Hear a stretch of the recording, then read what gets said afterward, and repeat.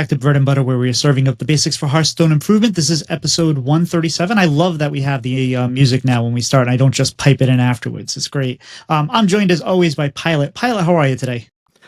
Doing well. How are you? I'm doing fantastic. And today we are joined by Maxiebon, who's here to talk about deck building and high-level Hearthstone play. Max, how are you? I'm doing pretty good. Just came off a second place in a Hearthstone tournament that I did like right before starting this. So that's always nice.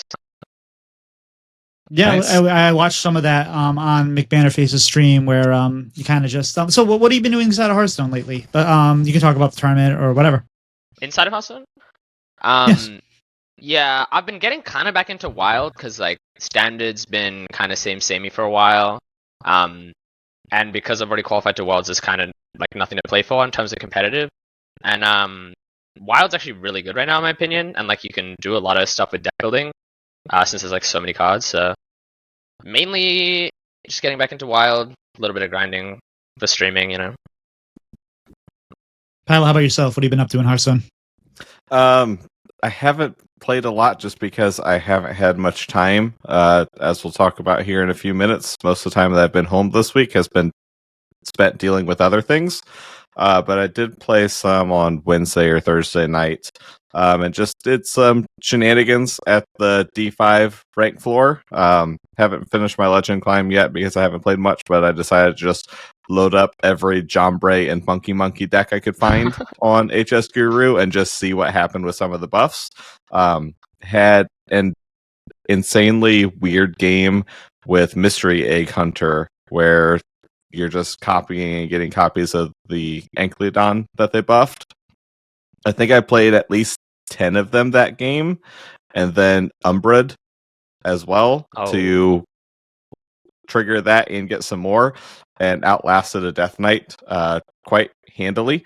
It was a weird game. It was a very weird game. It's also against a Quest Death Knight, so that kind of tampers out a little bit. They completed the quest, but they never played the quest reward because I just would have killed them. And I think I had something to deal with it anyways. But it was interesting. I had fun. I didn't play any more games with that deck because I was too tired. I didn't have time. But just kind of messing around with some of that, a little bit with the Warlock buffs, with the big beast things.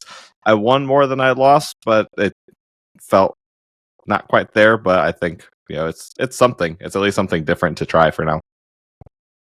That's fair, and I think I came into Legend before the episode last week, and I came in around 3,800, and I'm like, well, this is a month I'm actually going to try to improve my MMR. So I've mostly been playing the Blood Unholy Death Knight there with the Dragon Slop at the end. No. So I had played a lot of ship. I was doing coachings with Language Hacker, and we played a lot of ship. But I picked up this deck and I said, I'm just going to stick with this deck and see how it goes. And I had done really, really well. Cause normally where I am, I have a lot of people that come in ahead of me and I decay because, people come into Legend, but I came in and I was about 3,200 as of this morning. And then I lost 5 out of 6 games today, which, I shouldn't have probably played, but I'm still feeling pretty good. I'm still liking the deck. I'm still liking the way we're playing, and we're going to try to, not play things like Rye Cleaver Hunter and Imbue Shaman for a little while. At least not on. So I did have to do a couple quests with Norzdormu and Shaman. So I just took Norzdormu and I stuck him in that Imbue Shaman. I went to Wild, and I still have 7 stars. I still have 7 stars in Wild, and I won 2 out of 3 games. But it was funny crazy. Because. Well, it's a good deck, but it's questionable. But it still can be a good deck. But I was reminded of I played tech against a tech card Warlock, it seemed, and they had like every single tech card. Yeah, it's like, oh hey, did you forget about this card? Did you forget about that card? I got Thea card multiple times. Destroy stuff in your deck as well. It's that deck's crazy. Like, they did that too. 20 tech cards, I think, that all do nothing except like destroy stuff in your hand or deck. And then just removal. Yeah, it was kind of like a reminder of, hey, remember all those cards that used to drive you crazy? I'm going to play them all at the same time. Yeah. But I won one game because I think I saw that deck twice out of 3 games, and I won one game because they were nice enough to blow up my deck with Ticketus, and then I was able to finish them off by playing Incendious. So that felt pretty good. But Max, what have you been doing outside of the game? Outside of the game, well, my school break just started, so I mean, hanging out with friends a lot, and I have started playing a second card game, which I've just been doing outside of Hearthstone, which is Shadowverse. I don't know if you guys know it. I've heard of it. It's very similar. Yeah. It's very similar to Hearthstone, so it's like pretty easy to pick up for me. So I've mainly just been grinding a lot of that, I would say. Nice. Pylet, how about yourself? As I mentioned, haven't played as much because when I've been home, I've been busy, and that included 2 days of dealing with a broken, clogged sink. So I got that fixed. Was less than fun after working, but it is fixed, and I can actually do dishes now. So that's always a positive. Kind of halfway through the marching band season, so we're hitting time where we have some different Saturday events and some band shows. I just got home from a band show tonight before we started recording. It was hot. We always have this heat wave. The show is always miserable every year, to where it's like 70 the week before and 70 the week after. And it's like upper 80s today. It was just miserably hot the entire time. But band did What is that really, for really a well. Celsius Neanderthal? 70 Fahrenheit. What is that in Celsius? Wait, let me look it up. Yeah, I don't know what it translates to. It's probably 30 something Celsius today. Damn, yeah. Okay, that's pretty good. Yeah, 80's like 27. It's pretty good. It was hot. So the kids did well. Despite that, performed pretty well. And then nearly had my high game bowling this past week at League. I started off really strong, felt really comfortable. Had one mistake that I probably could have gotten away with, but got a 9 whatever. Had 8 out of 9 strikes going into the last frame. Threw a shot that I thought was good. It wasn't actually good, and then was so frustrated that it didn't do what I wanted to. I completely missed the spare and threw my high game away. And such is bowling. So we'll get back to it next week, but I'm averaging much higher than I was last year already, and feeling like I can maybe maintain that with all the work that I did over the summer is finally starting to click and settle in. And I think I'm at a 200 average right now, early in the season. So we'll see if it continues. That's my goal for the year. That's pretty good. I once, at the end of a season, I averaged 200. Or I averaged like 210, I think, for like the last 8 weeks. And I thought I had bowling figured out. And then I came back after the summer. Nope. I completely forgot everything that was working. So, Yeah. I mean, not that I was bowling bad, but I wasn't bowling 600s every week, which was a lot of fun. Yeah, it helps a lot. We've last year, something happened and glitched with their oil machine to where it just deleted all the patterns that they had. So he just had to scramble and get something that he thought looked fair.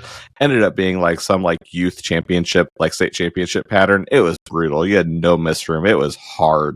And it just tanked everybody's average. We're on a normal shot now, and I'm like, this. I know how to bowl again. I have options. I don't feel like I have to be pinpoint precise. We'll see if that helps me when we get to tournament time. But it's at least making me feel a lot better now than I did in the spring.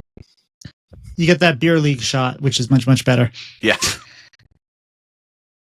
So I, as most people that, if you've been listening, know, I was unemployed for a good part of last year. I got a job in January.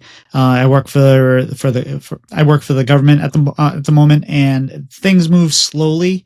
This week, I finally was able to start doing my job because I had the accesses I finally needed and clearances and whatnot. So it felt good to actually go and like, okay, now I get to sit down and start doing what I was hired for. And it's only been like a year since the process started. So happy, enjoying that. Not happy with how things have been going at my kid's school. He's had issues with bullies, and we had an issue last week, and the response from the school was laughable about how bad their response was, basically saying, oh, they were just playing. No.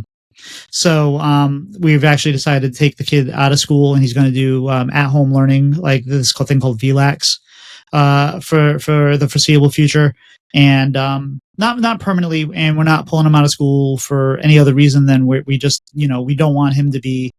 He's already anxious, and we don't want him to be so anxious and miserable at school that it changes his personality and whatnot. So it's going to be an interesting adjustment, but Yeah, I don't know. It's been weird. But anyway, we're not here to talk about bullies. Well, I mean, I guess we're here to talk to maybe a bully, a Hearthstone bully. Uh-huh. Somebody that wins more than they lose, Maxiebon. How did you get started in gaming, and how did that lead you to Hearthstone? Well, I actually played MTG when I was like 6. Basically, just because I have a brother who's 3 years older than me, and I would just do everything he does. So I would say I got into like Pokemon and MTG like at like 6 or 7 because of him, and then eventually I started playing Hearthstone. And I just ended up liking Hearthstone more. And I still do a little bit of MTG. I've kind of dropped Pokemon, but I kind of just stuck with Hearthstone since I was like, I think the first time I ever played, I was like 8, I would say, and now I've been playing for like 6 years straight, like my main game. And so, where does the name Maxiebon come from? Well, it comes from the ice cream. There's an Australian ice cream called a Maxiebon, except it's an I, not an IE. And so I just took that and I was like, throw on an E, they can't copyright me. Actually, that's pretty funny because I was looking doing some research before the show, and I was looking you up, and I found ice cream. I'm like, I'm not interested in ice cream, but I didn't even make the connection. Not that I'm not interested in ice cream. I'm very interested in ice cream, but not during the research good. I was doing. I've been doing this 1 meal a day fasting for the last month and a half, and I'm doing really well. In fact, I'm only like 12 pounds from not being overweight anymore. I'm very happy with the progress, but like anytime I hit a milestone, I'm like, I'm going to reward myself with some beer and ice cream. That's been great. Nice. So you were a wild player, and then you switch over to play more standard to compete in things like the Masters Tour. What made you decide to do that, and what was that change like? Yeah, so I got into Wild, like I was standard only for like 2 years or something. And then I got into Wild, and like I found Wild just way more fun than standard. Like the only reason I really came back was because Wild has like no competitive, right? So eventually, like I had one of the months I was like rank 1 for like 31 days in a row, like the entire month in Wild. And it was really cool, but you don't actually like get anything out of it. So I was like, yeah, okay, I'll try standard. But yeah, it was way harder to get high ranks in standard. Like it took me like probably a month after starting standard to hit like top 200 for the first time, and like it was really hard to maintain it. I just tried to play combo decks because as a wild player, you mainly play combo decks. So I was just like, all right, I'll just try and do the same thing in standard, but obviously like in wild, right, you have so much consistency, you have so many different cards that do like the same thing that every combo deck is like you always do this combo every single game, whereas in standard you don't have access to that much consistency. You have to run like some weird alternate win conditions, so it was like way harder to pick up. But yeah, it took me like I think 2 years to ever actually start getting anywhere in standard. It was way harder. Well, you seem to have picked things up just fine in the end. So Yeah, good on you. I just had to play 7 hours a day for like 3 years. You heard it here first. Practice, practice, practice. So how do you prepare for tournaments? Yeah, for tournaments, I think people don't really realize that for tournaments, 90% of the prep is like lineup. So let's say there's like a meta with 10 different decks. You have to kind of figure out what's going to be the most common combination of 4 decks, and then what do you bring that's going to be best into those 4. So most of it is just testing every single deck against each other to figure out like which one actually has a decent spread. And then at that point, you usually go into it like after like a couple days, you have like a solid 3 decks, and then the 4th one is the hardest because in a conquest format, we have to win with all your decks. Your 4th deck is usually like, obviously it's going to be a worst because it's your 4th deck, but it's going to be a worst by a lot usually. So you just test like 10 different 4th decks over and over and over and over because they're all like, it's really, really important to get the 4th deck right because that's the one you might get swept on like most often. Like in the last MT, my 4th deck was Mill Warlock, which was like so scary because I knew no one else would bring it. And it's like, you can't even test against it. Like it was so hard to know. But with 4th decks, you kind of have to take a risk because the average 4th deck is just going to get swept by a lot of lineups. Well, I mean, we often hear stories about how the fourth deck was chosen or changed at the last minute, and then ends up becoming some deck that like, carries them through the tournament. In fact, the one you were just talking about, the Mill Warlock Pocket, had brought that this weekend at the Masters Tour, and won a few interesting games with it, especially one where he burned, I believe, Prize Vendor, and still found a way to win with that deck. Yeah, he had a match where his opponent played Doom Maiden, which stole the Archdruid from his deck, and so he didn't have his win condition anymore because Archdruid is the win condition, and then he had to use Bob to copy the Archdruid and then re-give it the Death Rattles. Like it was, he said he was about to concede, and then he ended up winning that game because his opponent missed lethal. It was insane. That's why you never concede. Yeah. Who are some of the pros that have inspired you during your time as a streamer and as a pro? I would say, okay, this is not a pro. Do you guys know Corbett? Yep. Yes, we've had him on the show a few times. Wait, really? Okay, yeah. He's probably like my main inspiration in general because like I was mainly a WoW player, and he's also from Australia, so he would always like stream at times I would watch. Like he was the person I watched the most by far. I always thought like all I want to do in my life is get as good as Corb at Hearthstone, and then my life will be complete. So like he was like the main person I looked up to 100%. Like in terms of pros though, obviously like Banter is like the main one I hang out with, and then Pocket because I think he's just the best player of all time, and then Gabby because I relate because we both kind of came in to MTs at the same age. So what's it like streaming as someone that's still in I'm assuming it's called high school in Australia or something similar. So what's it like being a streamer? Do the kids at school know you're a streamer? Does that life blend in? How do you find time to do studies and after school things? And what do your parents think? Yeah, some of my friends know, like my close friends know because I gotta be like, oh yeah, I'm not gonna meet up. I've gotta get on that streaming grind. So like, I mean, they'll know, but I usually don't really tell people in general. Yeah, I would say in year 11. So how it works in the Australian system is that like, nothing really matters for uni or college except year 12. So all your subjects in year 12 you have to like try as hard as you can. In year 11 you have one subject that matters, but the rest don't really matter that much. So like this year I have one subject that matters and I have to study really hard for that. But the rest I can kind of just like study on the day of the test and get like 75, 80, and that's like whatever, it's good enough. So I think like this year it's pretty easy to balance streaming because I only need to study like maybe 2 hours a week, right? It's like hardly anything. But next year it's gonna be harder because every single subject's like important. So I mean, I don't know if I'm gonna end up streaming much next year. The thing with streaming is that it's like if you don't do it for like even like 2 weeks, you kind of drop off a lot. So I don't know. It's hard to say, right? Yeah, and as we're talking about Corbett, we've had you on now and Corbett on. As we have to get Blister Guy on, I think we have all three Australian Hearthstone streamers, so I think we'd be good there.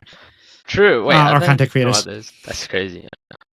Oh, I'm sure there's plenty. I don't even know if Corb. I mean, yeah, he doesn't. He does like YouTube every now and then these days, if it's like an important topic.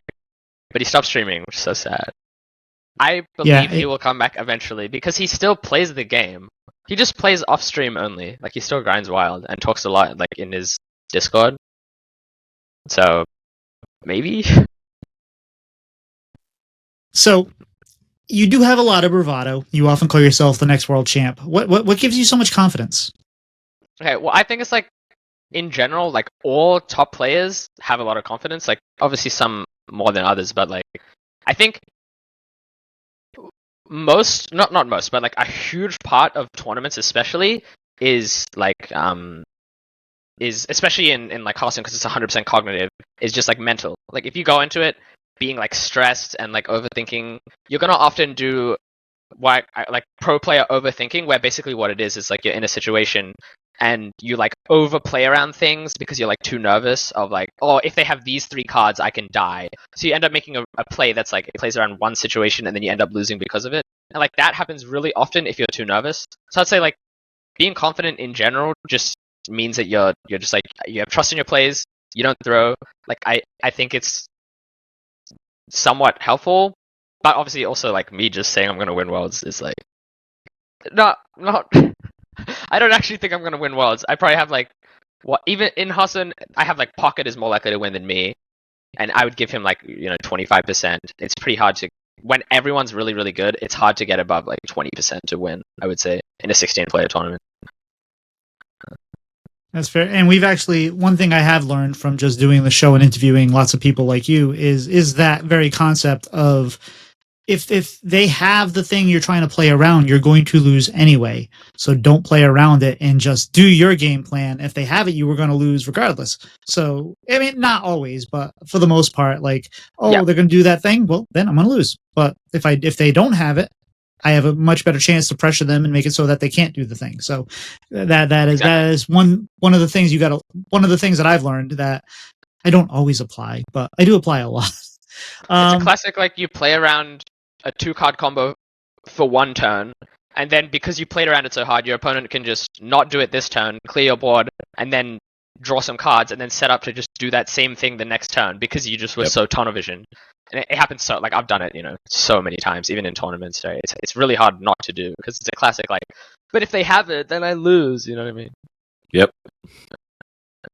So that's one example, but what do you think it is that sets players like you above the other players? Like the 0.01% above the 1% and later. What do you think it is that really kind of gets you there? That's hard to answer. Let me think. Okay, like, I guess, I mean, like I was saying before, like, that's one thing. Because I would say, like, when you get good, you're like, okay, I know the cards in most decks, I know what to play around, I know, like, the general curve. But there's a lot of things in card games where it's like, there's so many guidelines, but there's no such thing as rules, right? Like, in a typical deck, you want to keep 1-mana cards because you can play them on turn 1 and you don't want to draw them later. And that's like a general guideline. But being like a pro, like top 0.1% is knowing when you should break those guidelines and being able to identify that every single time. I think that's like what sets the best players apart. That's fair. And that's one of my favorite things watching pros and listening to the casters and stuff is that there'll be a play where, like, I will watch it. I'll be like, well, obviously they're going to play that. And the casters will be like, well, obviously they're going to play that. And then they play another card that's completely like, why would you play that? And it ends up being a really pivotal, important moment in the game. So it's always interesting to me. Right? Like a card often seems like it's the best play, but maybe, 4 turns later, or like specifically in this matchup, it's not something you really want to be doing.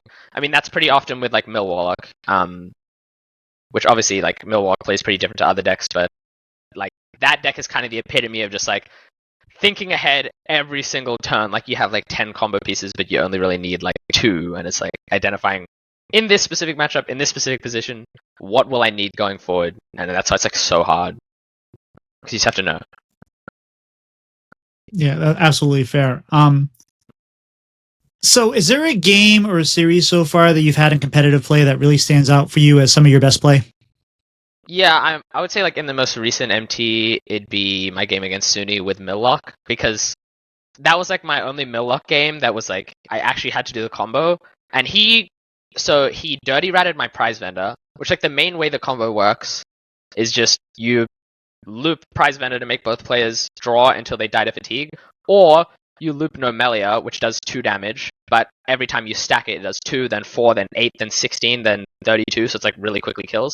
And he made a huge starship on turn 6, so I had to use my Nomelia to clear the board, and then he dirty ratted my prize vendor. So I didn't have a Nomelia, and I didn't have a prize vendor, and so the way I won was like, I waited until like I had like 13 mana, and then I dirty rat his Nomelia, and then I copied it with my Bob, and then I could give the Nomelia Death Idol to my Archdruid, which let me, like, 15 turns later win, like, beat his... Well, he actually milled Kil'jaeden, but I would have been able to win through Kil'jaeden anyway, because I, like, found a way to go infinite with the Archdruid, even after, like, losing all my tools. That game was insane. I wish that was game, I think... Yeah, I had a game, I think it was in THL, where I was playing against a Mildred, and I haven't played against it maybe more than, like, once or twice, and I was playing Starship Death Knight, and I had like 80 health, or I mean I had quite a bit of armor, and I was feeling pretty good. I was trying to get a few more pieces, and I had Kil'jaeden, and I should have just played Kil'jaeden, but I didn't play Kil'jaeden, and 2 turns later I was like, well, I should be able to... Nope, I just died.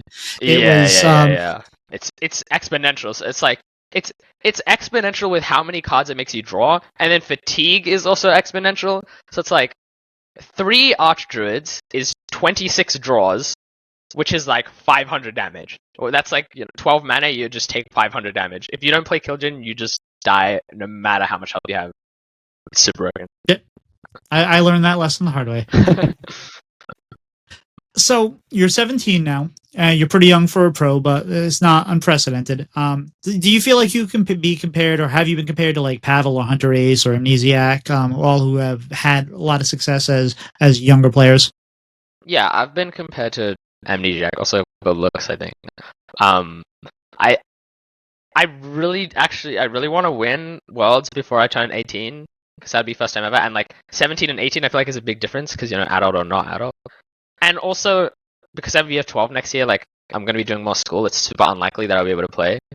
So it would be pretty crazy, if I could. I don't think recently like any young people have won as well, right? In the last like few years, right? It's been a few years since I think Hunter Ace was the last, right? And that was that was ages ago. I don't even know. 2019 or something. 2018. I think he has like 3 kids and a mortgage now or something. I don't know.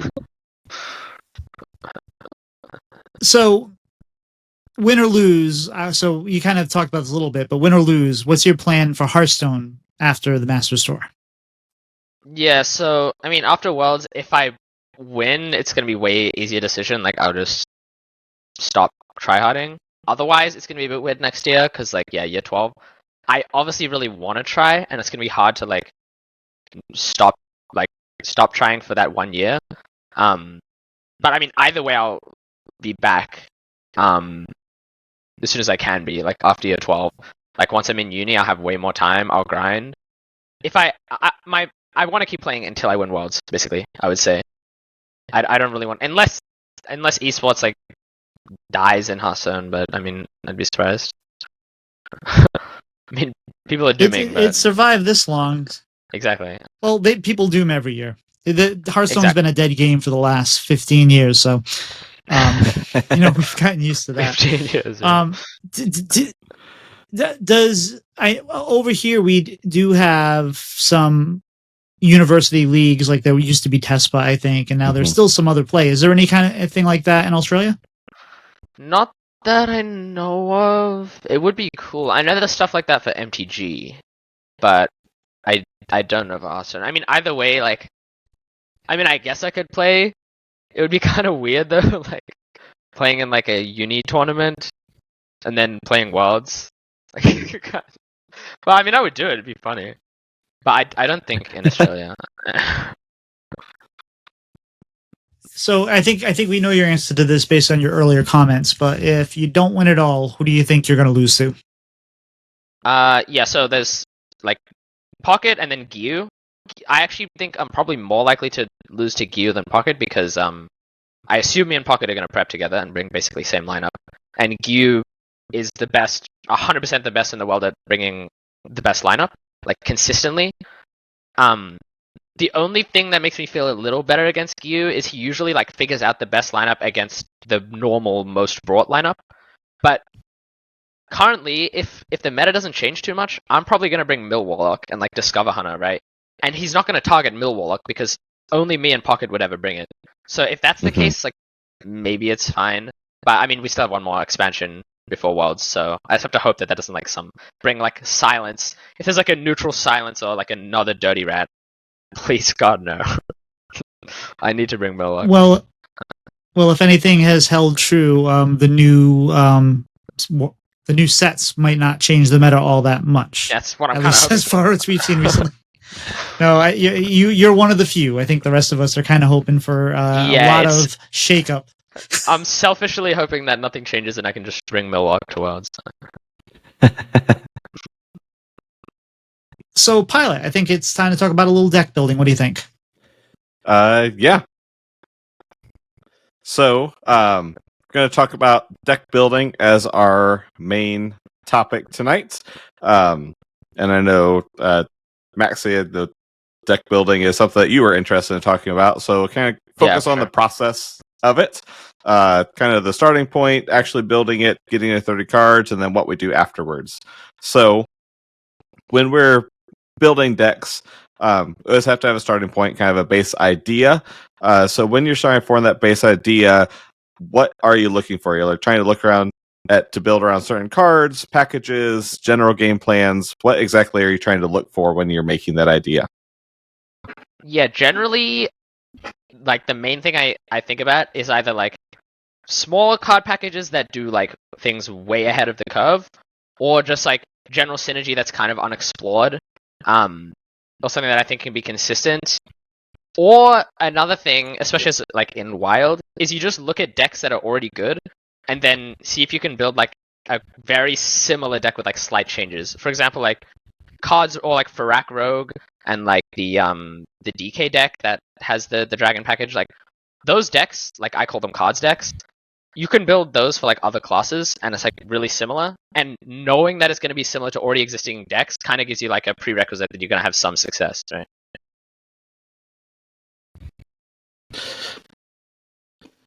Yeah, that's similar, I think, to what I look for. I always try to start each expansion with deck building, normally with very questionable ideas. But I think I'm always They're more looking rewarding, at. Yeah, they are. They are very rewarding. And that's how I started the game. When I first started playing, I just, because I had a limited collection, just build what you've got, and that's kind of what I grew up with, just playing card games, at the kitchen table with my brothers. Yeah, nice. So I know this one, like the Cinder package in Shaman was something that caught my eye to really quickly see, how far do you go all in on elementals? How much do you just support it with good cards? And I know when we had the mini set, I went the asteroid route with it to just kind of throw in some extra damage and do that. Well, plus you saw when we were doing theory crafting when Pizza ran me over with the Cinders plus Umbra and the Shutter Block Umbra. Yeah, with Brawl, yeah, that combo's actually like Shutter plus Umbra with Brawl is like 60 damage. That combo kind of goes hard. Mm-hmm. So, once you have your idea, how do you typically go about building the deck and starting to put cards together? Yeah, so it depends on, I would say, like the kind of deck. For example, like a deck I created like today or like yesterday was Quest Priest, where it's like I know I'm building it around the quest, so I know my goal is to play Holy and Shadow spells as efficiently as possible, because the earlier you complete the quest, like that's the entire game plan. So my thing is just cards that draw cards, so I can more consistently complete, and then cards that are cheap in mana. So like that's more of a basic one, but it depends on the type of deck. So you could also be playing like for example, cards deck. I made cards DH recently, where it's like your general game plan is play at least on 4, location on 5, so you just want your early game to be as consistent as possible. So you want 2 drops and 3 drops. So it's like identifying the strategy of the deck and the main like power play of the deck, and then trying to make that as consistent as possible, I would say, especially in this meta, where it's like if you have a strong early game, you can kind of just win off of that, right? Mm-hmm. Yeah, I think the trap that I always fall into, I think this is common for a lot of people, is I focus a lot on the cards that I see as synergy cards, and then just don't put generically good cards in. And then you're going through, and it's just like, oh, this is so hard to do anything with. And it's just like, oh, there's these 5 cards sitting right in front of me that are just known good cards that go in every whatever class deck. And, not ignoring those, I think, is important. There's some cases, too. I mean, obviously, if you're building something very specific to where if you're building a spell mage, like, obviously you have to ignore some things. Or if you have, Esho, the neutral, if everything's the same type. Obviously, if you have something like that, you have restrictions. But if you're not restricted on that, good cards are just good cards sometimes, and put those in your deck.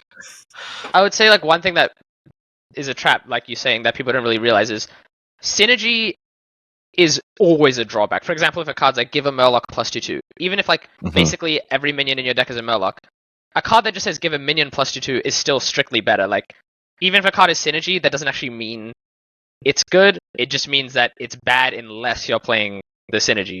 So generally, cards that are synergizing are going to be stronger, because it's like, well, it can only target a Murloc, so it has to be above rate. But if a card, for example, was 2 mana, give a Murloc plus 2/1, draw a card, even in a Murloc deck, Hand of Adal is just better, right? Because it's the exact same thing with no restrictions. So you gotta like kind of take off the, or like stop using the idea that it's like, if it is synergizes with my deck, it must be good, right? Because it's not always how it is, unless of course you have like Esho, right?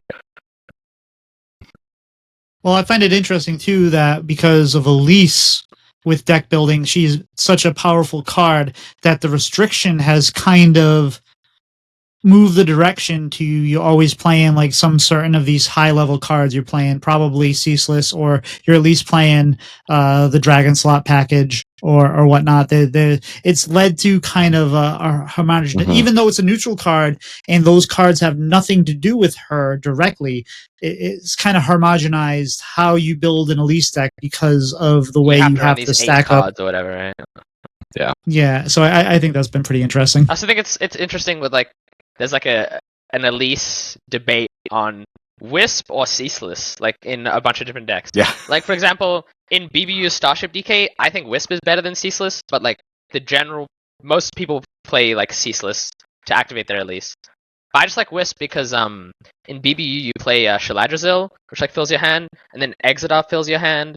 Also Wisp, it activates Orbital Moon if it's like adjacent, whereas Ceaseless, if that's next to your Orbital Moon, you just can't, play it, right? And then also there's another reason, which is, it gives you a corpse. That's another reason. And then also, if you pick 5-mana location off Elise and you get copy, you need to have a target. So if you pick 5-mana location and your Elise dies, then your Wisp can give you a target for the copy off Elise. So I'm a Wisp enjoyer. No, that's fair.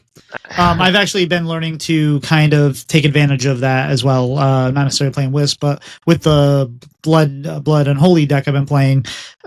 Usually I think about trying to grab the 10 mana location, or at least a location where you do the copy to get it more advantage of your Ghoul or whatnot or whatever you may have. But I've really been kind of leaning more into things like the Raptors because that's corpses, and the more corpses you get, the better.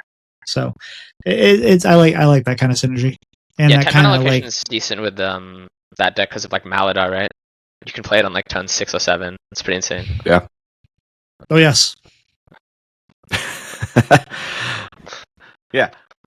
So then if you build decks anyway, like what I do normally when I'm trying to get those cards going, I put one-ofs of everything in, and I love how in the client they've made it to where you can go. Is it up to like 60 cards now?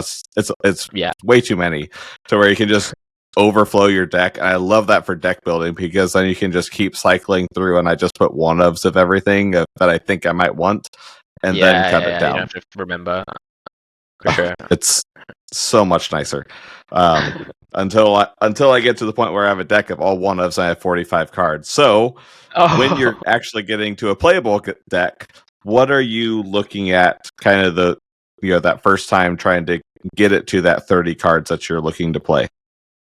Yeah, I think generally the main thing you should think about is like a curve.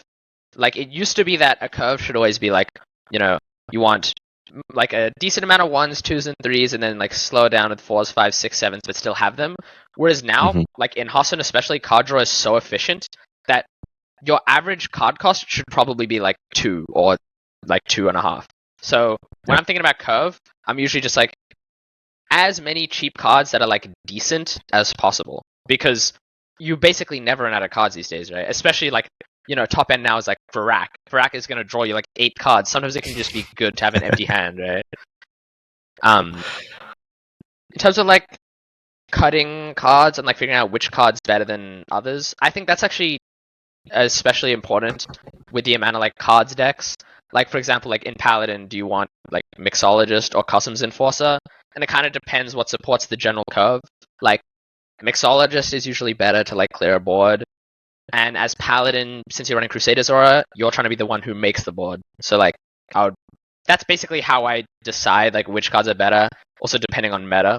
And also general curve, for example, like with Demon Hunter, even if you have, like, let's say you have a really strong 2-drop like Creature of Madness. If you have Creature of Madness and you have Grim Harvest, which summons a Dread Seed, it's really awkward, right? Because you want to summon the Dread Seed as fast as possible, but you also want to play the Creature of Madness on turn 2 to get a 3-drop. So there's like often awkward anti-synergies you can spot when building a deck, and that Yeah. makes it easier, I would say, to like cut cards. Right? Now, do you have any kind of pet cards that you keep trying to make work, whether they're good or not? Well, I mean, my main one right now is like Octo DH or Cards DH is like the deck I find most interesting, which is like Spirit Peddler would be like the main card. 6 mana 6/6 that reduces the cost of a minion in your hand by 6 when it dies, which is like fine, but with Elise, it's like so broken. So you can have like really funny games, especially with Octosari DH, where you like turn for Elise and then like you get the location down, you copy the Peddler, you reduce like another Peddler, and then you reduce your Ziliax by 12. You play a 0 mana Ziliax, and then you play Umbra to re-trigger all your Spirit Peddler death rattles, and then you get a 0 mana Octosari, and you play a Rana, which like when you take fatigue damage, it hits your opponent, and you just draw like 24 cards. It's like that deck can be really explosive. That's like my favorite deck out there now. It's so You seem to like the mill decks. Yeah, mill myself or mill you. I'm in. Yeah, I like that point of, especially I feel like the 2 and 3 mana slot normally have those things where you have something like a Creature Madness, a Grim Harvest, something to where they're both kind of filling a very similar role, and you have to figure out what the best one for that deck is. It's really interesting. It's really easy to get caught into both of those.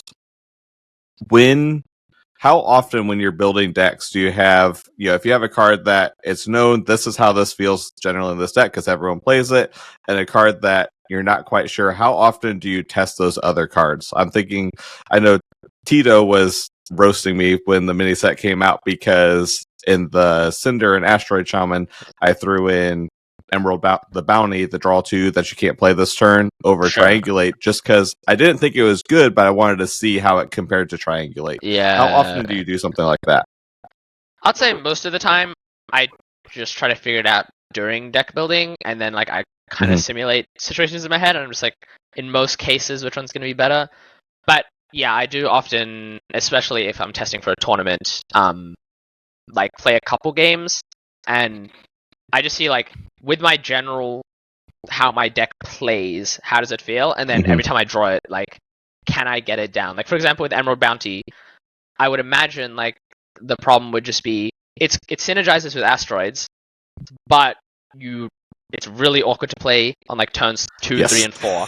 But then maybe when you play the deck, you're like, well, I don't really have any other plays on turn 3 and 4, so it actually ends up being good. Like that's the kind of thing it's really hard to know when just looking at the deck. You kind of need to play a couple games. So it depends on the type of card, right? If it's a card like Emerald Bounty where it's really hard to evaluate because there's nothing really to compare it to, it's like a new type of card, then you probably need to play games to test it. But if it's just like 2 mana, 2/3, draw a card, or some random basic thing, I can usually just figure it out when looking at the deck, right? You mentioned getting ready for a tournament. As a deck builder, which most I would say most of the players aren't really deck builders; they're more fantastic deck pilots. But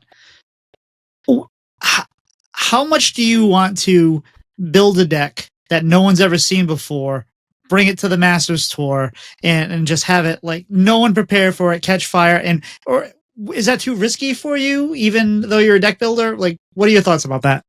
Yeah, I actually did try to do that last Worlds. I was very close to building like bringing some like spell damage druid that I like cooked up that like no one's ever seen. I think, like I was explaining with like how important it is to have a good 4th deck. If you can have one deck that no one else brings, that means that everyone else has to bring a 4th deck, and you don't have to because you can just remove the 4th deck and put your one secret deck. So the payoff for that is so high that I usually at least try to like test decks people don't usually play. Because when you're going into a tournament knowing what the most common decks are, it's actually possible to just like build a deck that completely exploits that. For example, in the last Masters Tour I played in, Giyu brought Hydration Station Warrior with like 2 Demolition Renovators, 2 Dirty Rat, Ham, and it was like a deck that's completely awful on ladder, but because he knew exactly what the field was going to be, it ended up being the best deck in the entire tournament, right? So I think the payoff's worth that I usually try, but I'm very scared to bring a deck that I know like no one else is going to bring. It's so risky. Risky, high risk, high reward. And I think the reason why the Dirty Rat decks are bad on ladder is because people keep playing Dirty Rat on turn 2 without That's any true. way to clear whatever they're going to play. Mm-hmm. Also, people like just playing on ladder. People like playing like swingy stuff with like a bunch of greed and like high cost things. And Dirty Rat's only really good into like thin down combo decks, so it does also make sense. Yep. I want to know about playing with greed. So we have a 30-card deck. We're able to take it to ladder. How many games do you normally give a deck before you start making changes? And obviously that might depend on the card and the deck. But how often do you kind of stick with that build before you think that it's time to start making changes to it? I would say it mostly depends on like if I'm taking a deck from HS Guru, it sees a lot of play or whatever, then I'm usually not going to make changes very fast. But if it's a deck I just made and I'm like, okay, this 30 looks good, I don't really have that much of an idea of how it's going to play. So usually every game or second game, I'm making changes, especially because like the more you make changes, the easier it is to see the impact of the changes. Whereas if you stick with the same 30 for like 35 games, then like it's a less efficient way of testing, right? So if I'm cooking up something new, usually like every game or second game, I'm changing things. Otherwise, I like if I'm taking a deck that already sees play, I'm only going to make like slight changes depending on the meta that I'm seeing. Like if I'm seeing a lot of spell damage druid, I'll put in a demolition renovator. Not really that risky of a change. Like I already know this card already sees play, right? So like, that I just small changes like that. I would say if it's like a pre-existing deck, and I would take a few games. As a middling deck builder, I think the worst thing that happens to me is when I win 3 out of the first 4 games, and the condition that I built worked. So then you start thinking that you start getting this false confidence of, oh no, this works, and then you just kind of stick with it way too long, and you don't make as many adjustments because you're like, no, this is going to work. And that's something you got to be aware of. Like winning and losing a game isn't necessarily what makes me, change cards in the deck. It's just how the game played out. For example, like when I played the cards like Farak Paladin, whatever cards Paladin, I played like 8 games of it, whatever. I went like 7-1, like my win rate was really high. But I noticed that a lot of my games, the way I won was just like sticking a few minions and then slowly pushing damage. And I was like, okay, clearly Crusader's Aura like is really good because every time you stick a board, you drop a Crusader's Aura and you can just like win the game on the spot. So like even though I was winning, I knew that like the way I was winning meant the Crusader's Aura was good. So like it's more just how the games play out that decides which cards are going to end up being good, right? How do you differentiate between this card is generically not good for the deck, or this game just didn't showcase this card well and I don't need to switch it yet?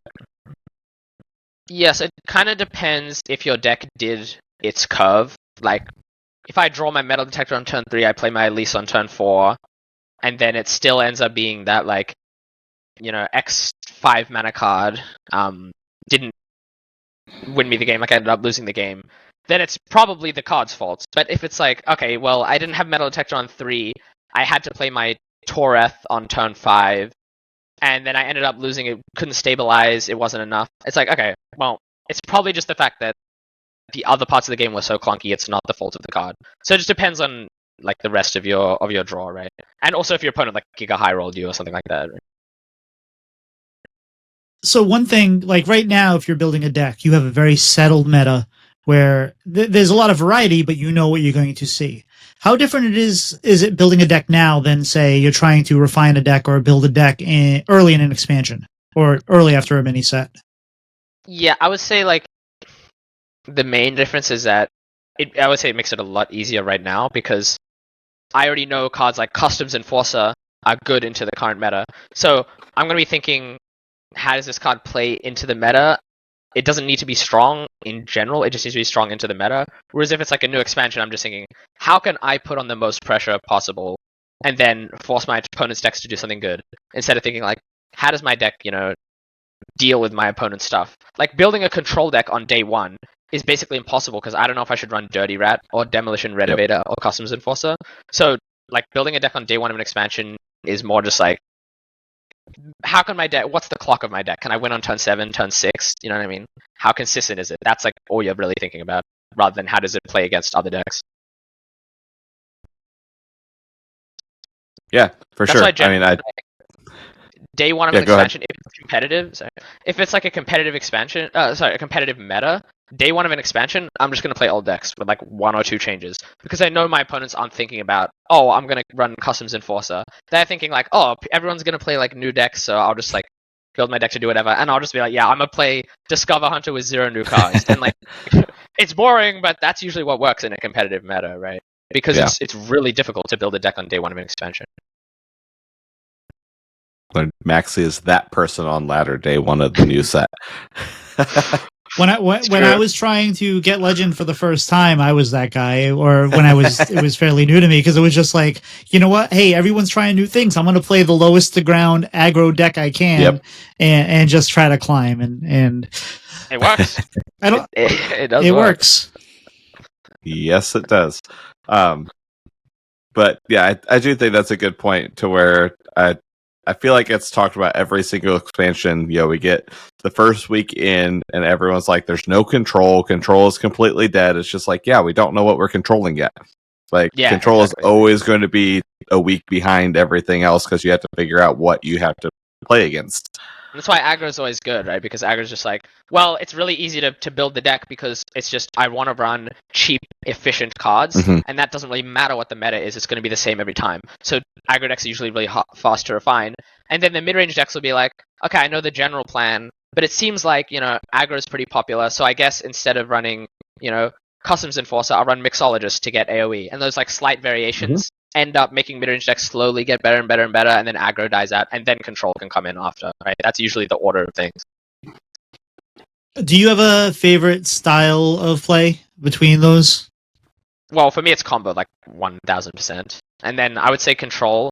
It sounds kind of weird to say like combo and control, but they're more similar than you'd think because it's like both combo and control are pretty reactive, and it's like in this situation, what play means that in the next few turns I can stabilize and then end up winning? Because control kind of wins, especially in standard. Control wins in a similar way to combo, where it's, especially if you think about something like Milllock, it's like, just don't die. And if you don't die, eventually you'll win. With control, it's like, if you don't die, eventually you'll win with Kill Jaden or whatever. With Milllock, it's like, for example, like Wheel, you win with a Wheel. Whereas in Milllock, it's don't die, and then eventually you win with your Archdruid combo, right? But they actually play pretty similarly, so I would say, yeah, combo and control. Yeah, for sure. Any other thoughts or comments on deck building in general?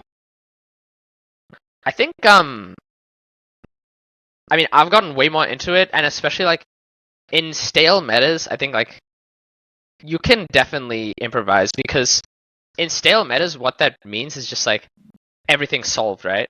And in a meta like that, you can come up with something knowing everything that's in the field, and it's pretty possible to come up with a deck that, like, you know, farms the meta. So I think people should be, like, more creative with deck building, and it's actually, like, a meta's basically never solved, in my opinion, no matter what people say, right?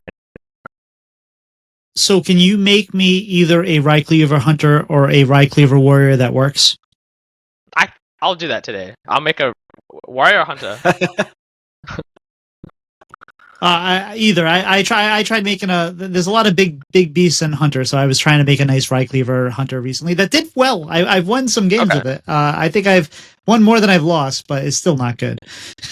I mean, I would expect Warrior to be better because you can draw more cards and, like, survive until Rycleaver.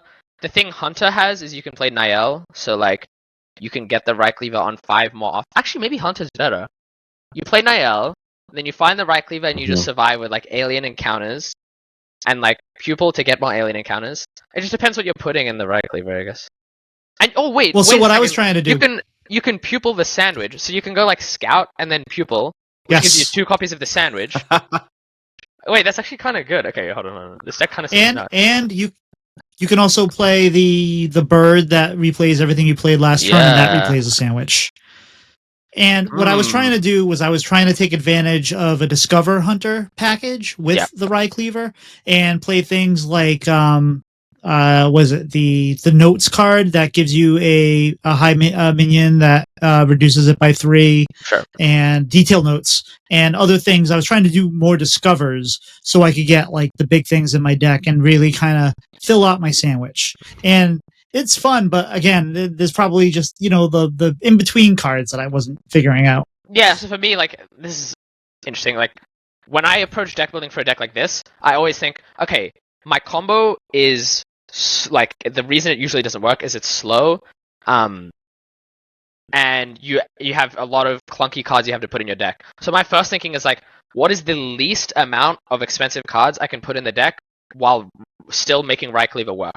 So like, I would probably put like a couple, like maybe like 4 beasts and then 2 detailed notes. So like 6 total cards maximum that are good cards to put in the Right Cleaver.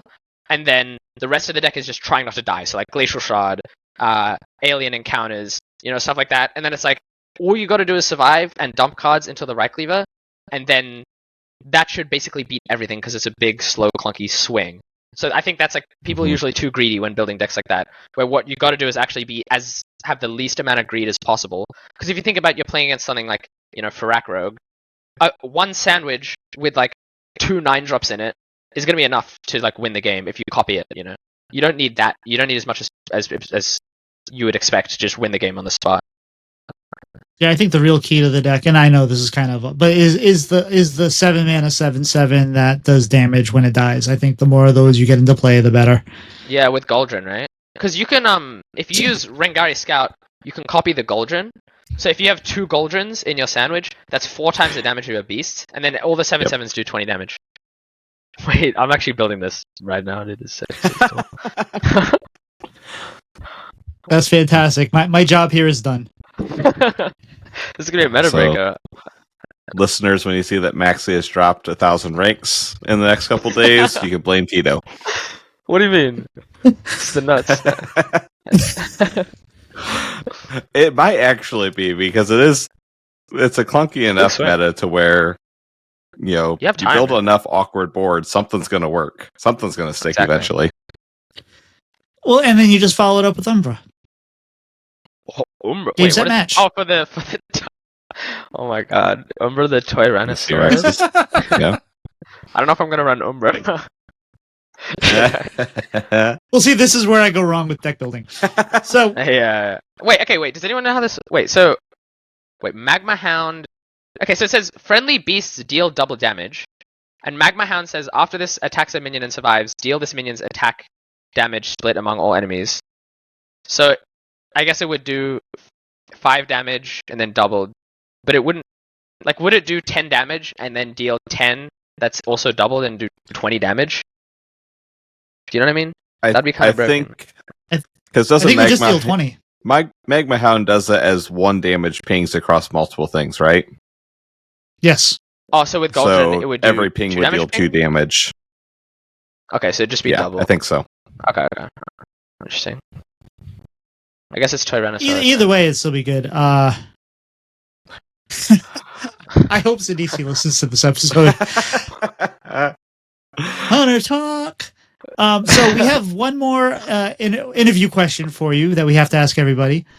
What is your favorite dessert? I was actually thinking about that. Okay, well, I have the obvious answer of a Maxiebon, because, that's my whole brand. But I don't know if you guys have ever had, like, chocolate pizza? Like, dessert pizza? I would say that. It goes so hard. I've only had it once, because I can't find it. But, oh my god, it's so good. So, in honor of Max, who is from Australia, we're doing things upside down and backwards today. I have skipped over the news like 3 times. So, Pylet, was there any news this week? Yeah, we didn't do the show out of order. You just listened out of order, we promise. We did have some news. We had a patch this week that it's somewhat normal patch cadence timing, but we didn't get a teaser. We got a random patch drop on a Wednesday for us. So kind of out of the blue. But it is a primarily standard focused patch. There are mini set buffs. It is all buffs in this patch. There are no nerfs. There are some BGs changes, and there's a dev comment. I'm going to start with just kind of mention the BGs changes. If you're a BGs player, they made some really interesting changes, I think. They nerfed Quillbore and Elementals, especially the Rally Quillbore, which I felt like were really powerful. They made some really ambitious changes in some of the other tribes, including Summon Beast, like Token Beast, as well as dropping Terragosa down to tier 2. And some pretty interesting spell and quest changes. So if you're a BG's player, definitely look at those. I'm interested to see how that shakes up. But we are a standard focus podcast. So we had... I will say that Pylet had... The last time we played duos, me and Pylet played duos almost every other night. He really relied on that rally Quillbore for like 3 games. Every game he had like one of them. It was just one game. It was just, we just steamrolled to where I said I hated it the entire time. It used to be a tier 4, now it's tier 5, rally play 3 permanent blood gems on this. I did that and buffed my blood gems really early. And every combat, I'm like, I hate this. And I soloed boards constantly. It was disgusting. You had one in the next game. I just dominated that game. I pivoted. Do you play any BGs, Max? I played like once when it came out, but I haven't played after. Wait till you win the World Tour and they bring back Lobby Legends, and then you'll just dominate there too. I'm down. I mean, I've heard it's really good. So, like Banta played a bit of it, and he says it's worth trying. Maybe. It's a fun change of pace. Yeah. I don't know. I always like... I've talked about it multiple times on the podcast and in chats to where I'm very much a find your fun in Hearthstone, and there's enough things in a Hearthstone. Something's going to probably be fun at that time, whether it's standard, wild, BGs, arena. You have lots of options. I wish that we had some of the options we don't have anymore, because duels was my go-to for quite a while for when I was Florida standard. Sure, I like duels as well. Actually, I played a bit of it. Mm-hmm. Well, at least we have Twist now, right? I'm sorry. Yeah. So, anyways, before we go down that any farther, card changes. We had, like I said, all buffs. Kelos from the Ega of Kelos now has Taunt.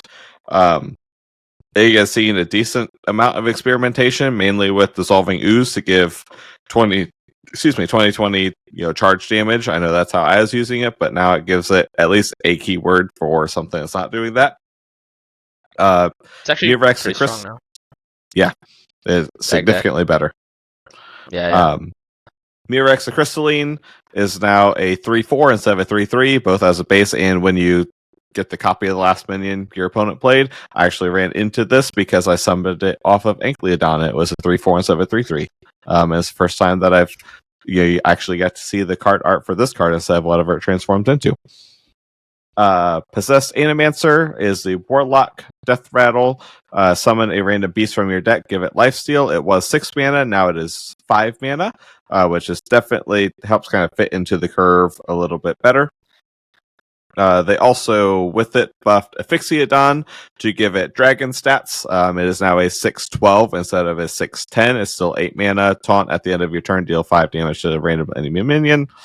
Ritual of Life, Priest, Holy Spell, discover 3 cost, summon a 2/3 copy of it now instead of 2/2, so you don't have the stat penalty. Ankleodon went from an 8 mana 7/7 to a 6 mana 7/5. This is one of the big buffs that they did. This card is significantly easier to play, obviously, and they did not change the effect of summoning 2 random 3-cost beasts that randomly attack.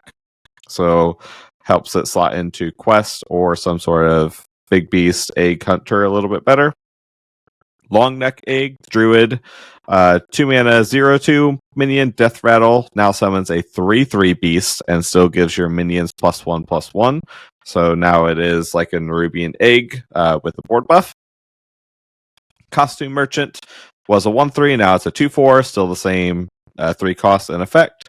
And Tor Totem was dropped from a 2 mana 0/4 to a 1 mana 0/3. That's the totem that at the end of your turn get a random minion with multiple minion types. So I've actually seen a little bit of more experimentation than I thought we would with some of these. I don't think it pushes too many decks past where they were and past things that were already around.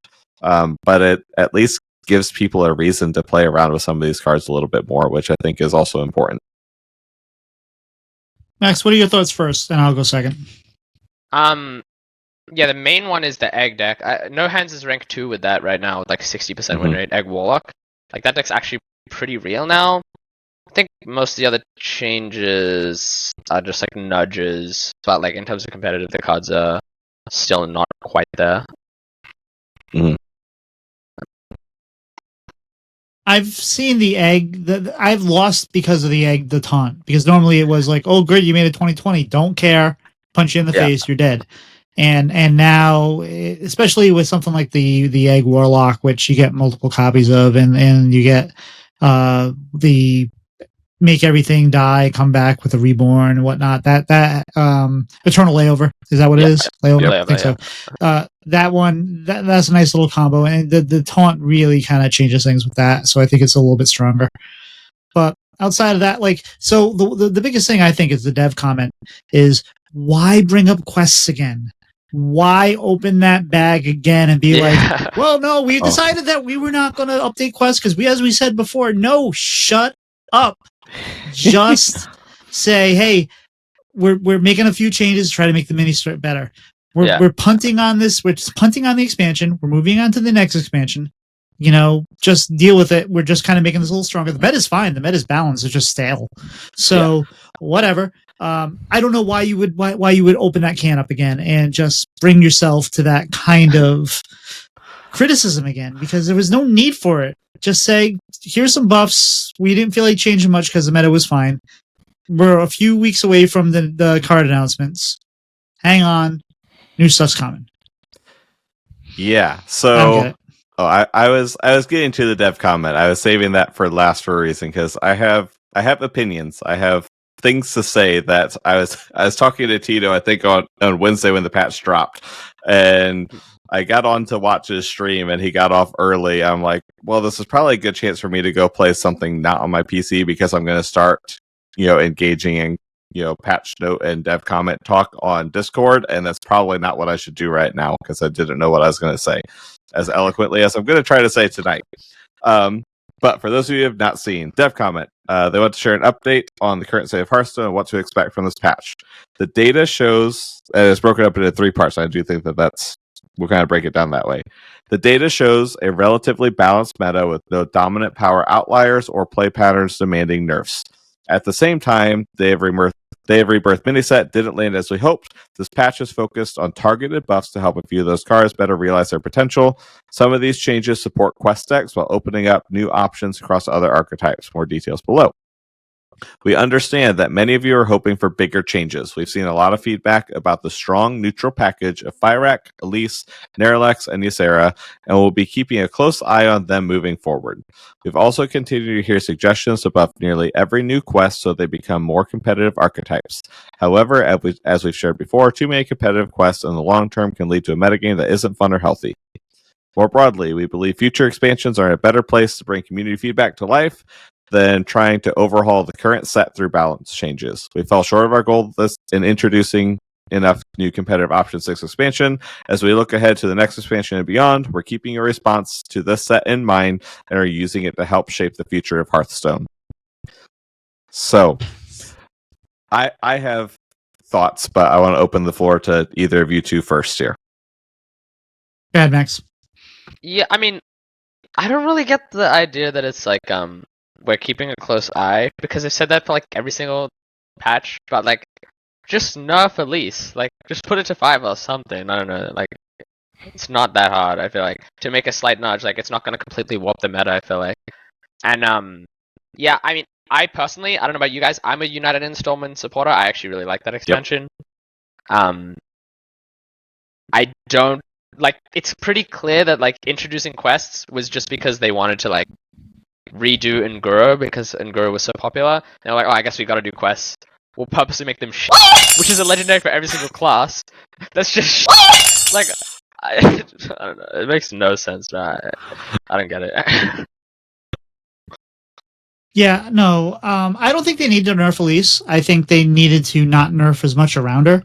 I think she's fine. Sure. Like, there's the problem is that because there's such a lack of lethality in like every class, that's why we're with this whole neutral package of Elise and Fyrakk and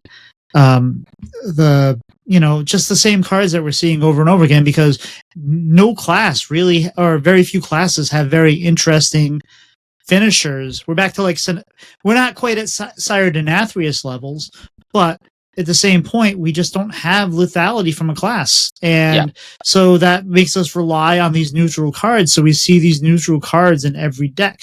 If you had interesting cards that made it more difficult to, say, put all these cards, or to not include all these cards to fit on a lease curve, but play these cards in a particular class, we'd see a lot less lease, or at least, a decent amount.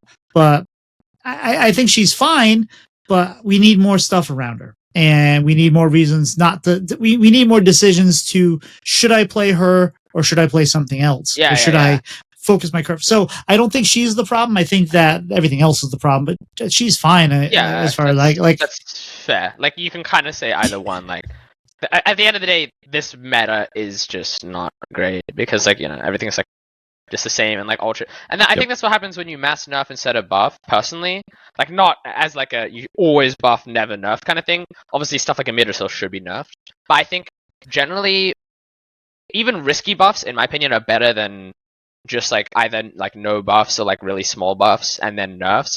Because if you do nerfs, like we've seen it time and time again, for example, like Excavate Rogue. Excavate Rogue was good, and then other stuff was better, and then other stuff was nerfed, and then Excavate was good, and then a new expansion, and then it was all nerfed, and then Excavate was good, and I was like, for the 2 years of its existence, it was good like 7 times, and it kept becoming bad when a new expansion came out, and then they just nerfed everything, and you just went back to the old meta over and over and over. Whereas like, if everything in the new expansion, like, is you just nerf it all, like, that's gonna happen every time. It's better to like, okay, these things are working well in the expansion, they're really strong, but these aren't. Let's buff the stuff that isn't working, and then do slight nudges to the stuff that is working. And then instead of reverting to the old meta, you're creating a new meta with the cards that previously weren't working. And it's like, then if that's too strong, you can maybe nerf it. But like, in my opinion, risky buffs are better because at the end of the day, a risky buff is guaranteed to either the meta's the same or you bring a new deck if you buff cards that don't already see play, right?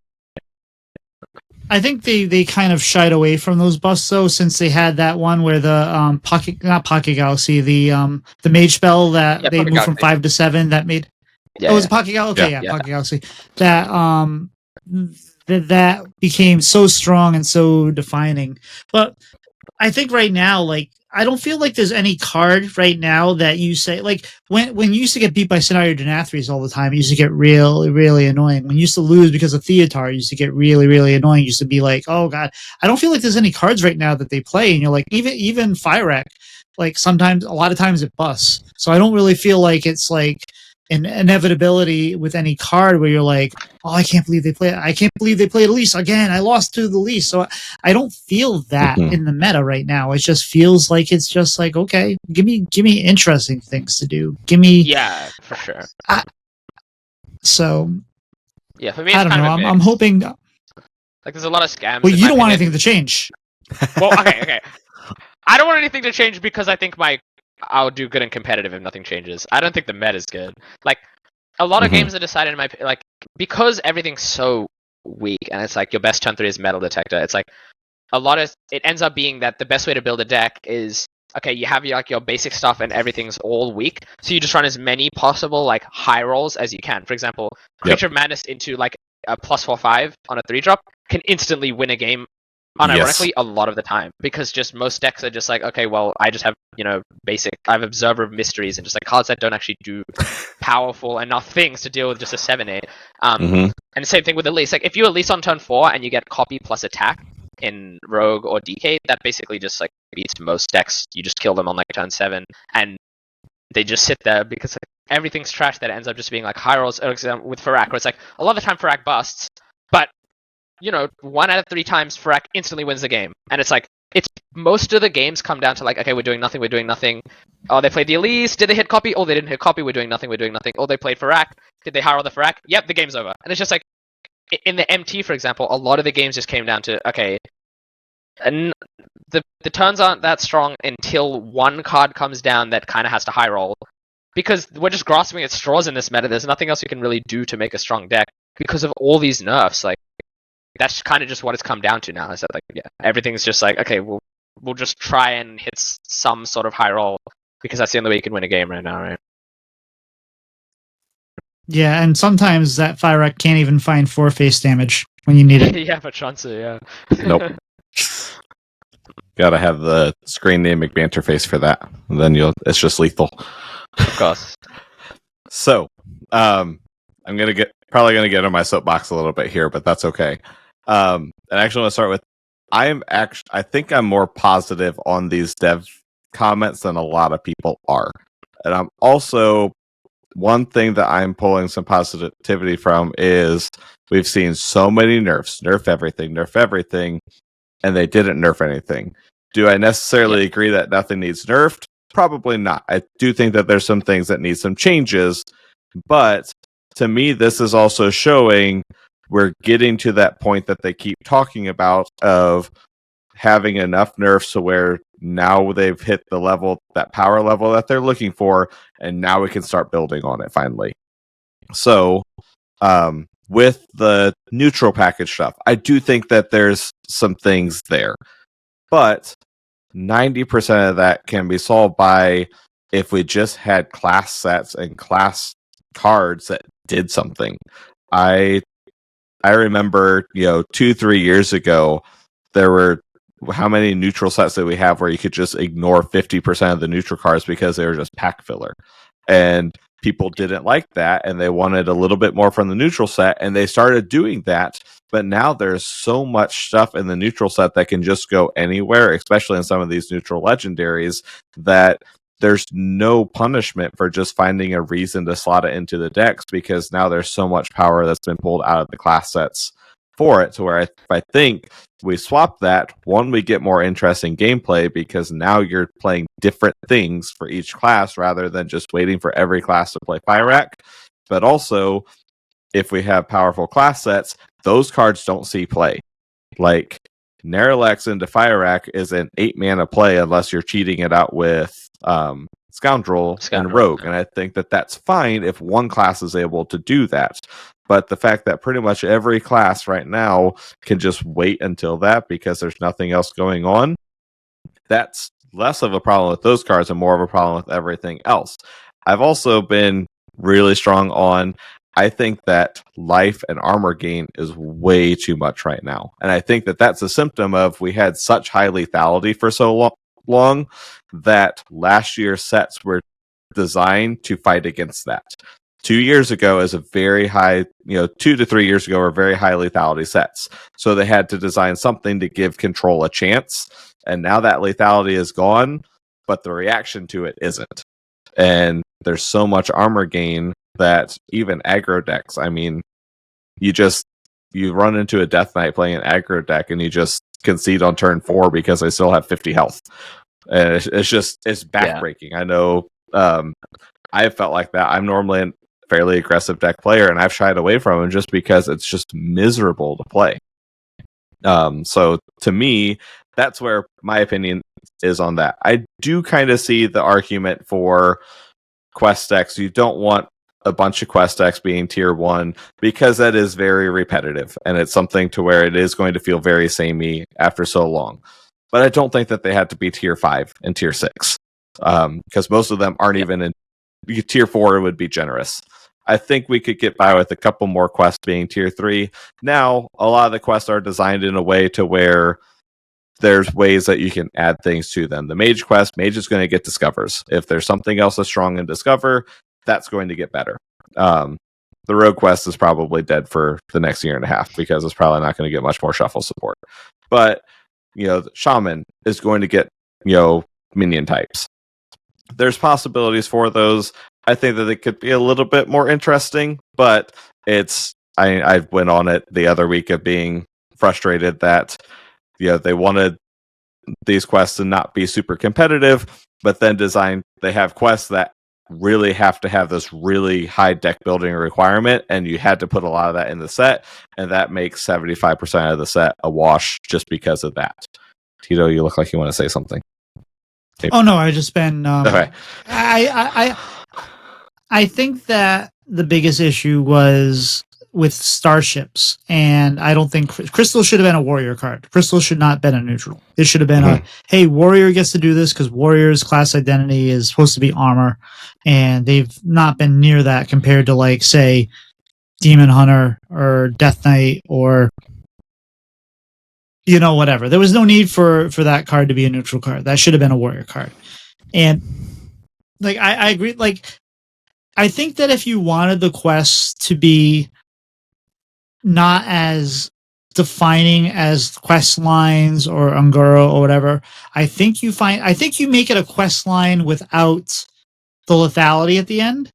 I think you have it in a way that, like, you have like 3 steps, or you have steps along the way that help progress a game plan, maybe give you extra card drawer, maybe give you something extra here or there, but not with that final, like, oh, hey, here's a crystal that if you draw it, you win the game, or whatnot. Like, you could have probably found a way to have something that supports multiple archetypes, but not expect you to win or lose the game.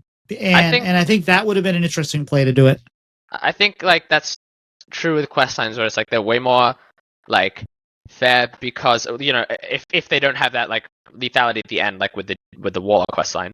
Like, for example, with the Demon Hunter one, it's not like it's very consistent. You know, they draw cards and they reduce the cost of their cards. It's not like, oh, once they get to the end of the quest, they then win the game. You know, the final quest reward's not that good. And I think that's what people don't like about quests. Like with, for example, the Warlock one in Standard right now, where it's like, if you complete the quest on turn 4 versus turn 5, it's huge. If you complete it on turn 4, you win the game. If you complete it on turn 5, that's like basic. So it's like the whole game comes down to everything is just about the quest. Whereas if it's a quest line, it's like, okay, you get some reductions, you draw some cards, you deal some damage, you gain some life. It's not, you know, and they're consistently doing that. Doing it on turn 5 or turn 6 doesn't completely warp the game, you know what I mean? So it doesn't end up just being like, oh, did they get the exact amount of cards from the Solarium that they needed? Like, it's not going to come down to that. So if the questline last step isn't, you know, win the game, then I think it can definitely be something people would not hate. Like with the Druid questline or with the Demon Hunter questline, people didn't have a problem with those. So I think all they had to do was do it like that. Like with the Demon Hunter quest in Standard right now, if that was a questline, like if it was like deal 2 damage, deal exactly 2 damage 3 times, and then it was like summon a 2/1 with Rush, and then deal 2 damage, exactly 2 damage 5 times, you know, summon 2 2/1s with Rush, and then it's like, okay, now you're at least surviving, and then once you complete the quest, you get this 8/8 that now you do 2 more damage every time you do 2 damage. It doesn't actually win the game on the spot. Like, that would be way more interesting to me. Like, I think questlines were a really good idea, and the only reason they strayed away from it was because of the hate, right, for United installment. Which I never get. And I think the biggest thing that they could do that they really haven't touched is we have a core set that can be easily manipulated. Yeah. And if you have hey, we don't have support for X, Y, or Z, and we want it to be good, take a few cards out of core, look at core, you can find support for just about anything in core right now. There's that's it's a wealth of resources there. So I wish they would say, hey, in this patch, we're going to put this card in and pull this card out, and this should help this. And if it's too strong, they can pull it right back out. Yeah. You have a free core set you're giving to people that they don't have to pay for, and you can manipulate as much as you want. I would love to see them start just on a patch. Hey, we're taking these 5 cards out, we're putting these 7 cards in, or whatnot. And really, you could shake up a meta without even asking without changing cards, without changing, without nerfing or buffing cards. You can just say, hey, we're going to throw these few cards in. And I wish they would do that more. I think people doom a lot about how, like, look how bad the current meta is, like, Hearthstone's cooked. But like you say, like, it only needs to be a couple things that they do differently. Like, start implementing core set, start doing some more buffs, like you were saying, Pylet, and then it's pretty easy, I think, to fix a bad meta, a stale meta. And then once they, start doing those changes and get positive feedback, they'll keep doing it. Like, they just need to, like, realize, I think this is hopefully a big wake-up call that, okay, super low power stuff, where it's like, where we want things to be purposely not too strong, is getting, really bad feedback and it's not working out. Hopefully that, for the future means that they're going to start, doing stuff like that. So, and like you say, with this latest patch, they did only buffs. That does seem like a sign that, like, they're realizing, right? And the thing, I got on my soapbox a little bit on social media the last couple weeks. Soapbox is the word of the day, I guess. Is a lot of creators or a lot of people that are on Twitch or Twitter or whatever, just like, hey, Hearthstone's unplayable right now, and I think that's such a weak take. You can say it's not fun. You can say that it's boring, it's stale. You can say you're not having fun. But Hearthstone's very playable right now. It is very balanced. You can play a variety of decks from, I think, just about every class that is at least maybe, playable. It is very playable. You may be bored. You may want something new. You may wish the expansion hit. There's a million things you can complain about. Hearthstone's playable. And I hate that argument. Oh, Hearthstone's so unplayable. No, it's not. It's fine. Yeah. It's just maybe not exciting. I also think it, especially for most people, the current meta, it getting stale isn't that big a deal if you're not playing that much. It only really especially impacts the people who play a lot. Like for me, I've probably played Sandbox Scoundrel unironically 2,000 times, right? I've played that card so many times, and it's okay, I'm bound to eventually get bored if the meta doesn't change fast enough. But I think for a lot of people, yeah, for sure, the game's totally fine, right?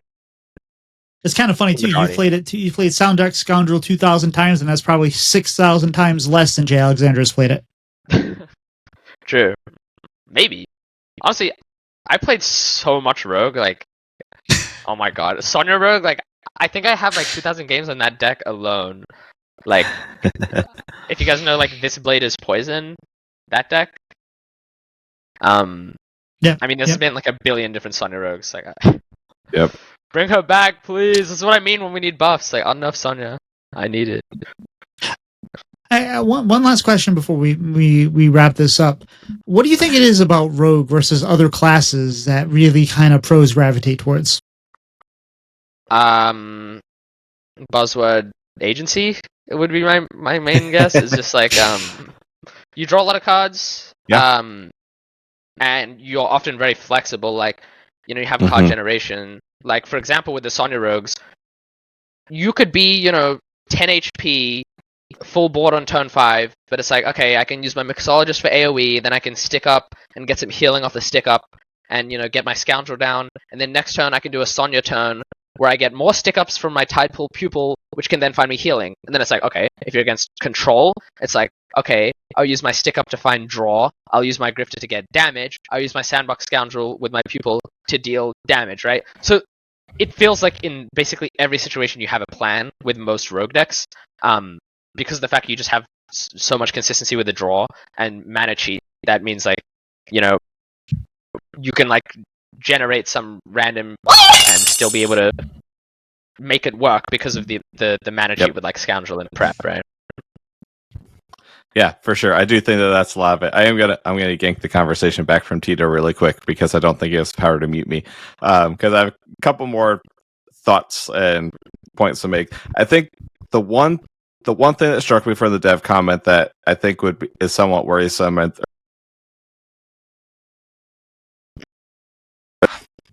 he does have the power to mute me. I don't like this new software. One thing that struck me that I don't think in the long run it'll be worrisome, but they talked about the data shows a relatively balanced meta, and the aggregate archetype websites do show that. Looking at HS Replay since the patch, there are 20 Diamond 3 Legend. There are 21 archetypes that are 50% and above. There is variety in decks that you can play. The difference is there excitement in those decks that you can play. And I think that that's the biggest thing that people are most up in arms about now is, yes, on paper with matchups, there is a balanced meta. I remember looking at it for THL the last few weeks of the season. It was really hard to find that fourth deck that you could feel comfortable with and just, especially for a one series thing to where you're not trying to target a tournament, to where you're well, I'm going to bring this and hope that they don't bring these 3 decks instead that I'm not expecting, because then I'm just in trouble. And it's really hard to get that all green matchup spread that you're kind of looking for. The problem with that is you can have a balanced meta on paper that is no fun to play. Absolutely no fun to play. So we'll see kind of where they go. I know this is going way back, but I remember, Ixar, I think, talked about it when people were really up in arms and we kept nerfing things for sentiment outliers. And he talked about every nerf is a sentiment outlier. It might be because it's win rate. If something is winning 65% of the time, people aren't going to like losing to it all the time, and it's still sentiment and it's data backed. Yeah. But you could also just have a miserable play pattern like a low druid, to where if they do the thing, there's just nothing that you can do about it. And is it as strong on paper and data? No, but you probably don't want that in the game. But one thing that I do like is they mention the future expansions. And because of this being all bust, Right. I think we've gotten to that point. Yes, it really sucks in the current moment, but it's a card game. Every single card game has bad sets at some point. It doesn't matter how long the card game has been around. There are plenty of bad sets, and there's just going to be a bad set. And this just happens to be one of them.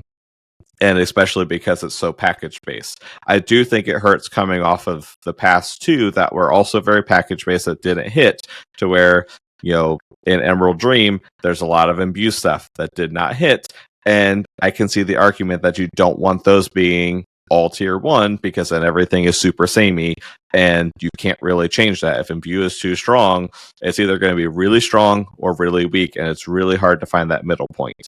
I do hope that we're in a spot to where now those future expansions can hit, and it's just been interesting to see how one really bad expansion has kind of hit. But I was thinking about it the other day, and I don't know if either of you two play much Overwatch. I know, Tito, you don't.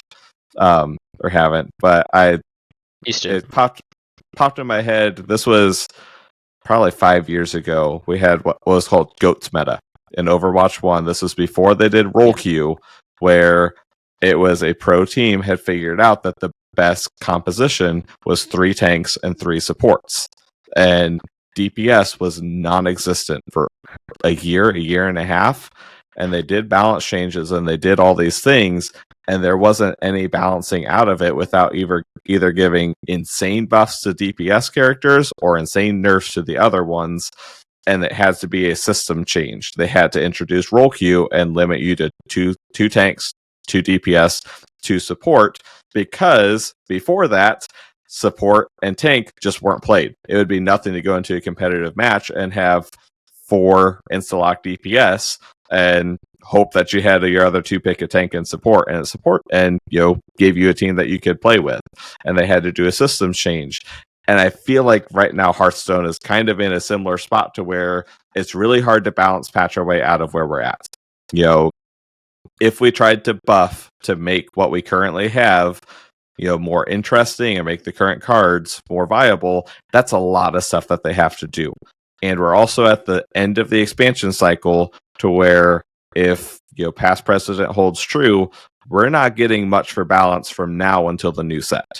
We're in this lull to where our next patch is probably the pre-release patch, and they very rarely do anything from that until the expansion launch, unless they see something that's going to cause problems with the new cards. Or we're setting up for a rotation. So this is kind of that window to where it's really tricky for them to also do much of anything without having 3-mana Edwin, without having Evolve Shaman for the holiday break, like we did in Darkmoon Fair or whatever it was. We're hitting that territory to where it could be really dangerous if they do a ton of wide sweeping changes. That's going to then mess up everything that they're trying to set up. I hope that they land on those promises, and I think that that's what they need. But what they're spelling out in the dev comments is very clear, and it gives me hope that we're on that right track to finally start to get that more interesting expansion that we're looking for. And I completely agree with everything you said. My only complaint isn't with the Hearthstone. I mean, obviously Hearthstone we have some issues with, as far as how they've kind of worked out this expansion. But I just want creators to be a little bit more creative. Like, LOL, Hearthstone's unplayable is false. Like, Sure. Say what you want to say, and what you speak truth, but speak truth. Don't just be lazy. If you want to be a creator, you want to express unhappiness with Hearthstone. Don't just say LOL, Hearthstone unplayable, because it's not. express what you actually are feeling, and don't just parrot what everyone else is saying. What does it mean to you? Because like I'm having so I've recently started playing Control, and a lot more than I ever have, and it's almost like a whole new game for me right now, and I've really enjoyed it, and I'm having fun, and like, but anyway, we're kind of going in circles. So yeah, just be creative and talk about it. I still think that we need to get rid of rotation, and we just have to keep dropping off the final set and adding a new set. So have 6 sets all the time, and whatever the last set was gets dropped off and the new set gets added on. I think that shakes things up more, but that's just my opinion. I'm in the no mini set camp personally. No mini set? Yeah, I am. I mean, the mini sets have been like, all of the minisets have been like 1 or 2 like super broken cards, like a Midrasil and Farak and stuff. So I mean, honestly, fair. Well, except for Zerg, Protoss. Oh yeah, I mean that was a big miniset. That was a bit different. That was insane. That had like 7 new broken decks from that miniset. That was crazy. Yeah. I really think they shouldn't have been a mini set. That should have been the whole set. That should have been like, hey, we're doing StarCraft for this set, and I don't think you needed to do the Dark Beyond than the actual set. I mean, unironically, it literally completely warped the meta. Do you remember how we were like, hey, they launched Starships and no one's playing Starships. This sucks. And then all of a sudden now we're still complaining there's so many Starships that we're tired of Starships. Yeah. That's like they should have just. How much the meta has just like weakened. That like now even enough Starship decks, 3 mana Guiding Figure, 5 mana Crystal is like. That's the fastest curve you can do. If you can go 3 mana Spire, 3 mana Guiding Figure, 5 mana Crystal, turn 6 launch, and trigger the spell burst, it's like no deck beats that. It's like what? That's like the meta's so different. Like it's weakened so much. It's crazy. I'm just laughing because I was looking. We hit the like 1 hour mark. I'm like, wow, this is gonna be a short show. It's not a long show. My bad. But it wasn't as short as I thought it was gonna be. No. My fault for not doing the news right off the top of the bat. So if you'd like to support the show, you can do so by joining our Patreon over at www.patreon.com/breadandbutterhs. That's N, not and. I still am trying to fix that. You get access to our member channel Discord. So if you wish you could have asked Max a question, you could have let us know if you were a patron and we would have asked them. You also get raw audio early. I just remembered I'm going to have to post the raw audio after this. You can help shape the future questions. You can let us know about guests you want to have on. If you'd like to support us in a non-financial way, let people know about the show, let them know how we're doing. We run an obelisk scheme here, not a pyramid scheme. We just hope you tell one person that you like the show and they should listen, and hopefully they do. We have fantastic guests and great topics. And I'd like to thank our patrons, Joltik and Torby, and if you'd like to be a patron, we'd love to have you. So, Max, where can people find you on social media? Well, twitch.tv/Maxiebon1234 is like my main social media. My Twitter name is like Max_out, I think. Yeah, it is, because I had to double check to make sure that was you. yeah, it's random. Pylet, where can people find you? You can find me at Pylet712. That's Pylet. You can find me on Discord and Twitter. And you can find me on Twitter, Twitch, YouTube, and TikTok, especially YouTube. We've been doing a lot of new stuff for the show and also for the streaming channel at Tito Santana HS. We've probably had I've had my best month ever on YouTube by a long shot, just by taking shorts from the show and shorts from game clips and stuff like that and putting them out there. So I've been having a lot of fun with that. I'm staring at numbers far too much, but it's fun.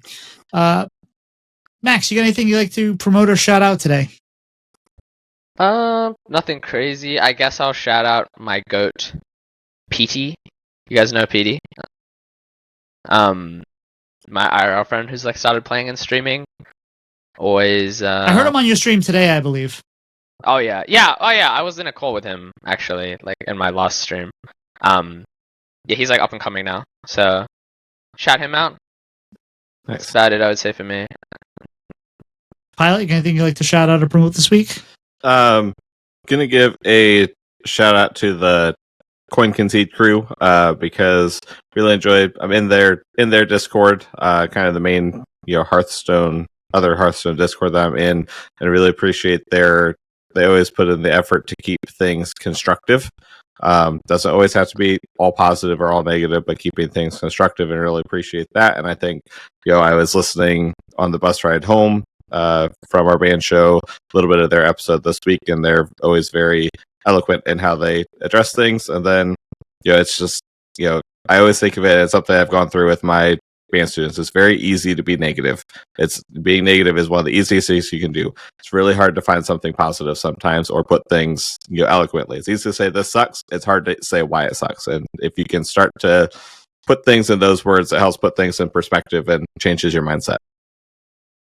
I try to live by the mantra of don't bring me problems, bring me solutions. Yep. So don't just tell me what's wrong. Tell me what you think needs to be done to fix things. And I don't always live up to it, but I try to.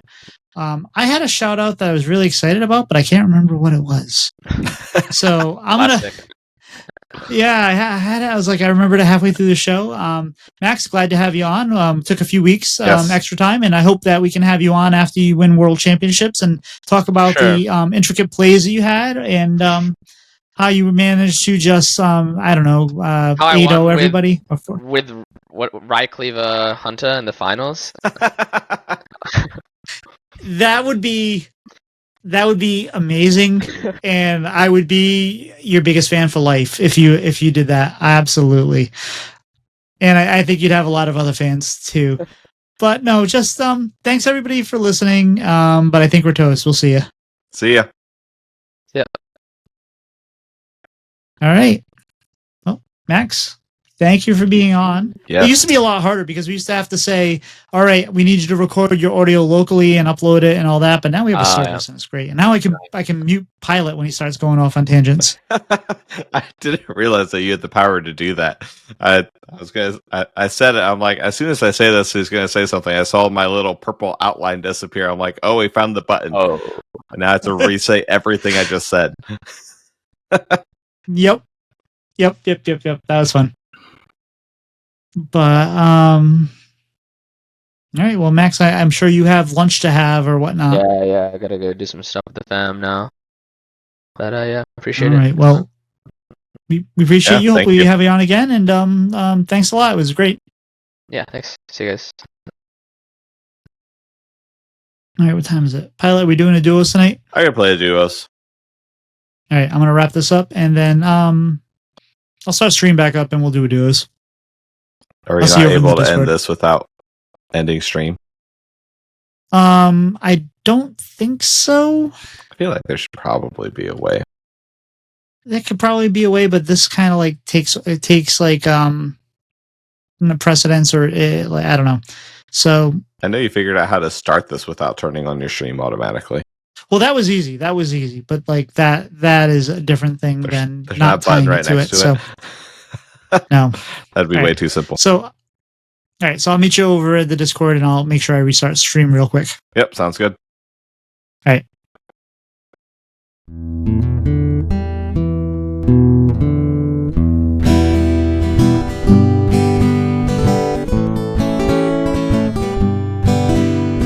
Slide two brothers meet one another when they slide up to the mic.